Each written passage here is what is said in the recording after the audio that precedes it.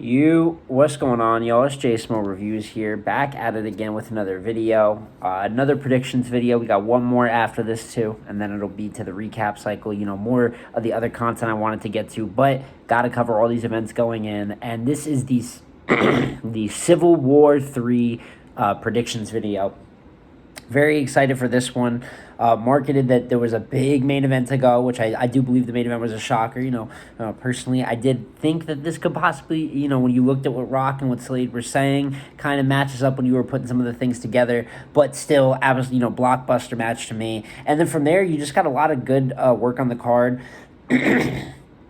For the most part, it's either a stylistically well-booked matchup, or at the very least, there's a performance that we want to see specifically from a guy that either needs a bounce back or is returning to the brand. So a lot of things to talk about with this card, and as per usual, we're going to start from the battle of the card, go battle by battle and work our way up with the analysis. So starting at the bottom of the card is work from the, freshly some of the rookies off final exams, and that is Ease versus Hansel. Both of these guys definitely had fairly impressive performances. I was more impressed personally with Hansel, but many people were impressed with Ease. There's things I like about his style, things I thought that he really could have done a lot better in his final exams battle versus Clean, although I believe he won the judge vote, so only can give him so much. But these guys are going to be opening the card, and it's just good rookie-on-rookie work. What you hope for in a battle like this more than anything is a really good back and forth. You want net positive results for both of their brands when we're talking about guys. Interclass matchups of new guys. The best way for people to care about them is for both of them to have just a fire back and forth. So that's what I want. And that's very much so a possibility. I think that, just the way that people received Ease, me personally, I think Hansel is more polished. I've seen Hansel, obviously, his work on the Riot, very confident in what he does. I think one of the most put together, pretty unique. You can see the Western influence with the way he punches, reminding you maybe of a Danny or Nitty-like type of persona. But for the most part, I think that there is enough uniqueness to his sound. Ease has an extremely unique sound, though. With the southern drawl that might remind you of a Swamp, but almost way more OD than that. Very unique in his own way. I am worried. I think he generates some dry spots, at least from what I've seen from the Clean battle, which is very limited, considering the other work he probably has. So, definitely could change up, but I think pace-wise a little slow at points. While Hansel can really just hit in the rapid fire mode, getting that little bit of storytelling mode, like the my white girl was better than yours bar with the real build up there. I just think he's a little more polished, and for those reasons, I do have Hansel winning this battle 2-1 clear possibly. But like I said, rooting for the 2-1, debatable for it to be really close. But I personally just think Hansel has the advantage here. From there, we can go into Kitchen Clean Paper versus Stumbles. Very good stylistically booked matchup. Obviously, Stumbles is in need of a bounce-back battle after what happened at Irving Plaza, losing to Kid Slade in body bag fashion. Clean is back on the brand. Had a good battle with Ease, as we mentioned. I had him winning personally. I thought it was a pretty good Clean, and this has been one of the better Clean years maybe ever. Not that Clean's ever put together really any all-star type of years, and I don't think this year falls into that either. But versus A-Ward, although he lost, but he had a good performance. Had him beating Geechee Gotti. Obviously, I was a big fan of the Ease battle, the 2-on-2 with Mac Myron versus Bonnie and J2. The man has been everywhere, and he's just been doing good. As consistent as you're really going to get from Clean.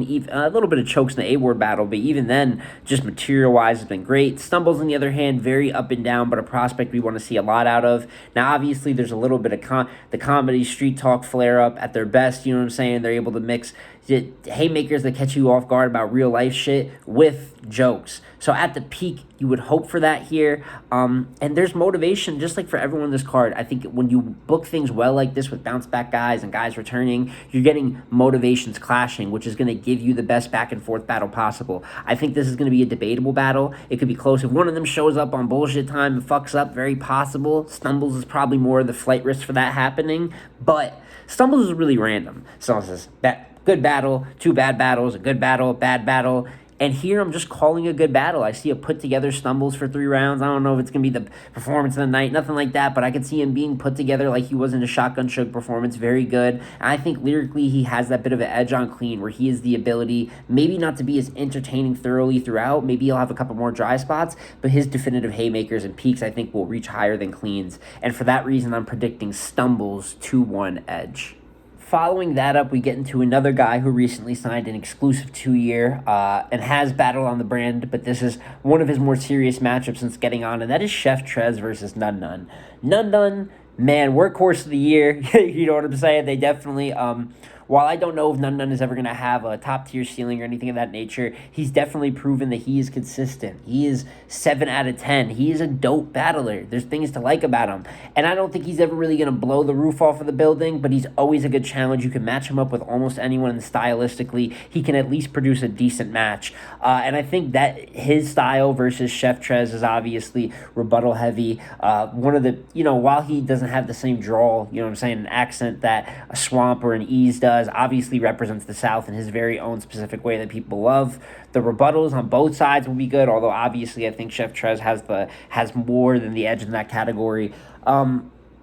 It's just going to be dope, but going in, just off rip, I do have Chef Trez 2-1 clear, possibly Gentleman's 30. What he did with Authentic, while not the comp that Nun Nun is, so I'm not going to, play Nun Nun like that, but his actual just single material in that battle was great. I mean, he was turning up, something we've been waiting on for a while, even in battles he's had versus Saint, versus the Thesaurus. Material's still been there, but I just feel like the energy hasn't been there. Back on URL, main stage opportunity like this, I see Chef Trez energetic. The Chef Trez we know from the JC battle, the Chef Trez we know from the Loso battle, and I'm expecting him, Nun Nun is decent. Nun Nun is always decent, but it's very similar to the Danny battle that Nun Nun had on Gnome. Danny was like 70%, there was a talent gap, and Danny still, to me, just got caught a Gentleman's 30, pretty easily won that battle. And here I see it the same way. Nun Nun will be decent. We're definitely not going to be mad at his performance, but his ceiling can only reach so high, while Chef Trez we know has top tier level peaks.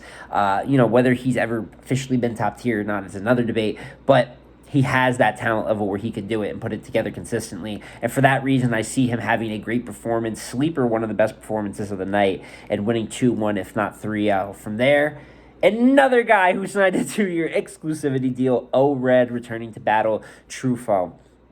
Another one, where they're giving guys very similar, I feel like, to the Clean Stumbles matchup. Truffaut had a lot of up and down. He definitely has talent that we want to see at his best. It can hang with these top tiers, it looks like. I mean, the man has a judge win over Geechee Gotti. It was a little bit, I don't know if he should have won that, but he did perform well enough to make it debatable. When you make it debatable, can definitely not be mad at the judging. But from there, he lost to Mac Mel. So the man is just, he could be here, he can be here. Truffaut is peaks and valleys, and as for O-Red, established top tier, definitely had a dip there for a minute in quality, but I think this year, if you just look, past the shunt to schedule and really just at his level of performance, O-Red has given us good stuff. He was decent versus JC, but I thought versus Wise, he was very good on Gates of the Garden. He battled Capo and Houston Barcode, one-rounder, but very good material. He was very, very good versus Active, in my opinion, on the Closure 2 card, and just for all those reasons, Sharp Pen, it's tough. I want to go with O-Red 2-1 clear. This really is going to depend on the size of the room. I am going to be there in person, so maybe if I see how many people are in the building, we know what it is with O-Red. When it gets past 100, 200 people, it gets suspect. So there's a possibility that could play into it. But then even with that being said, Truffaut, in terms of cleanliness, has so many question marks. O-Red is the vet. He's got to be having he's got momentum coming back to URL, and he has motivation to do good. So even if it does extend to the bigger room, it makes my pick a little more but with that being said, I do have O-Red 2-1 clear in a small room, maybe a 2-1 edge, possibly still 2-1 clear if the room is a little bigger. Finally, we get into the top 3 of the card, starting off with New Jersey Twerk versus Real Sick. Jersey on Jersey. Real Sick obviously kind of got sad after the K-Shine performance. Did he battle Red Flag after that or before that? I don't know. That was on iBattle TV. But Real Sick has been a little less active, in this back half of the year. I think after getting a very, very solid push, and then, the losses going from good losses to losses to losses. I think when you see that going, they did a good job, sitting him when necessary. Twerk is, this is like Twerk's return. I don't know, and I never know what's work. But it is good to see him back. I do think this is a good matchup. Real Sick is definitely formidable comp. And we really know what the story of this battle is off rip. And it's a story of what a lot of Twerk battles become, especially when he has to take redemption plates or big himself back up. If Twerk is prepared at his peak, no disrespect to Real Sick, but Twerk is one of the best in the world when he is at that. And there will just be a talent gap, I think, specifically for Sick too. He struggles with landing haymakers and definitive bombs to really score him heavy points in a round. And at times, to just further, push that, there's a little bit of boringness that comes to the flow pockets are great, but if you overuse flow pockets and it's just multis on multis on multis, you can really, really lose a crowd. That goes into having definitive direct punches, but that's the same thing with flows. When it's just over and over again with the fast flows, it can become redundant.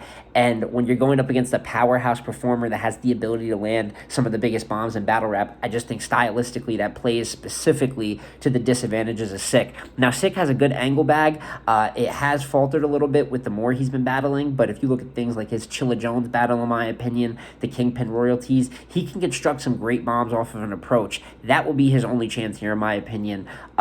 If Twerk does come prepared, he would have to do some sort of angle-like thing, kind of pull a rabbit out of the hat. But with that being said, this is Twerk.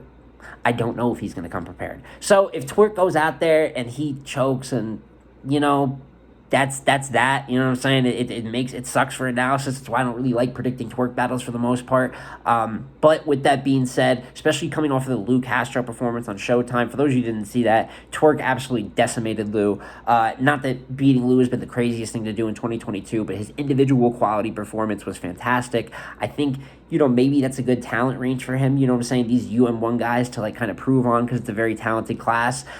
So I do have Twerk, being prepared, and I have Twerk winning this battle 2-1 clear. I would put the 30 up, for a possibility, but I do have a lot of respect for Sick's ability as a rapper. Although I did critique him right there, I do think he is very, very talented and has given us good performance for his top tiers.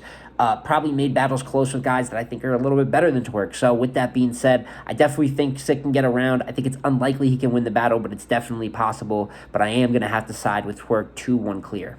So that's going to lead us to our last two battles of the night. One we're just not going to talk about very long. Geechee Gotti versus J Mills. Geechee Gotti 3-0. Oh, but y'all said this about Mook. But y'all said this in the Mook battle. And we were wrong. A lot of us apologized. J Mills is not Murder Mook. He does not mean to much as battle rap as Murder Mook. And besides J Mills versus Murder Mook itself, every other J Mills performance that I've seen, especially since he's come back versus K-Shine, really hasn't even been professional level battle rap. Let's call it what it is. There's been very slight improvements, where there's a couple bars here where it looks like maybe he's starting to get it, but nothing in any way that I think can compete with Gotti, especially with Gotti. I don't think he's going to retire, all that, but this is his bounce back off of Mook. I believe he knows and possibly admitted that he lost the Mook battle, so not only is he getting revenge, but he's getting revenge against a different kind of talent gap. I said the same thing about the Mook battle. Once again, this is the last time I got to say it. This J Mills thing, we're not going to equate these situations. So Geechee Gotti 3-0, battle we didn't really need. But that leads into a battle that we love. We didn't know we needed, but we love. And that is Tay-Rock versus Kid Slade. Great main event to book here. I think Slade is battling upwards, and in theory, if someone's going to get Rock, I would like to see a couple more top-tier matchups before they get there. But he blew the building, the roof off of Irving Plaza. The man has been extremely talented for a while. We were just waiting for the breakout performance. So now that it's here, it's almost like, man, people are just ready. We know that this guy is going to be great. Win or lose in this battle, we know that this guy's probably a future top tier and star in the league. Love what Kid Slade's been doing. As for the other side, Tay-Rock, someone who's been slept on. I'm not going to do a lot of talk about it. We'll come up as we get towards the end of December, but a guy who's a little slept on in the COTY race. I don't know if he has a chance to win it, but in terms of a high placement finish, definitely think he has to be in that conversation. And as per usual, a guy that I've considered, the greatest battle rapper of all time, is just putting another year in the books of consistency and great matchups. Win or lose, the footage is always absolutely fantastic. Many battle of the night contenders, maybe the most of anyone this year. And I see this battle playing very similar in that vein. I see this being the best battle on the card. Kid Slade is definitely going to write his ass off. The rock flips, mixed with the plug talk, I can imagine he's going to do some really, really crazy stuff with that. I also think Kid Slade, given the chance, I mean, Rock has had a very storied career, so when you have that opportunity to go up against the legend with a storied career, you got to try some approaches. You got to don't, if you're not an approach-heavy battler, that's not your strength, don't handicap yourself. You know it's going to fuck you up, don't do it. But I think Slade has the ability to break down an approach, and I do think you're going to at least see some angle punches, if not full-blown angles, on some of the, the more storied pieces of Rock's career. On the other side, Rock drops bombs. Really doesn't matter the opponent, whether it's Slade flips, whether it's he's going to take the approach on the vet talking to the rookie. Just so many different things that can go in here. And I actually think this battle is going to be really close. Usually I'd call a talent gap, even with respect to Slade, because Rock is a legend. But I've seen Rock, versus Swamp. I had him losing that battle. Versus Danny, I had him losing that battle. Do I think Rock is better than both of those guys? Yes, but the better man doesn't always necessarily win. You know what I mean? And he's going to bring great consistency, but if Slade has that factor where he's, the underdog in this and he can really blow the roof off, he has more than the capability of having 3 incredible rounds all over again, and it'll be amplified in front of Tay-Rock, and I believe this could be a debatable battle. I believe it's going to be that close where it is a debatable battle.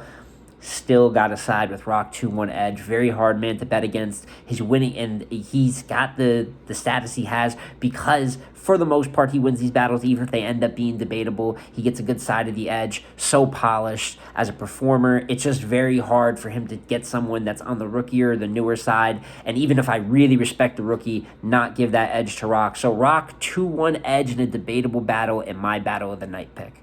And with that being said, guys, that is my full predictions for the Civil War 3 card. Let me know down below, what is your battle of the night pick, and who do you, what is a performer that you just particularly think is going to be an interesting point of the night? Do you have Real Sick as the underdog upset over Twerk? Do you have one of the newer URL signees, Trez, Red, or Clean, being performer of the night? Maybe you have Hands on Ease shocking it. Maybe you got Jay Mills winning. I don't know. Maybe you got something crazy, but let me know down below in the comments, what your hot take or what you're looking forward to going into this event.